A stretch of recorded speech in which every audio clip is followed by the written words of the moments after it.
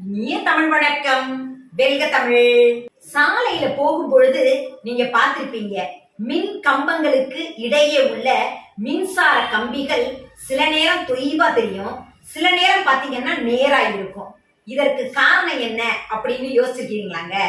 எங்க வீட்டு மொட்டை மாடி மேல தெரிகிற மின் கம்பங்களுக்கு இடையே உள்ள மின்சார கம்பிகள் தாங்க இது. பாருங்களேன், இப்ப குளிர்காலம், கொஞ்சம் தொய்வா தெரியுதுல்ல. இப்படி நம்மை சுற்றிய செயல்பாடுகளையும் நாம கொஞ்சம் கவனத்துல வச்சுக்கணும். அறிவியல் ரீதியா இதற்கு காரணம் வெப்ப விரிவு. வெப்ப விரிவு காரணமா இந்த உலோக கம்பிகள் கோடை காலத்துல விரிவடையும், குளிர்காலத்துல சுருங்கும். மின் வாரியத்துல உள்ளவங்க இந்த பருவகால மாற்றத்தை மனசுல வச்சுக்கிட்டு அதற்கு ஏத்த மாதிரி அமைப்பாங்க.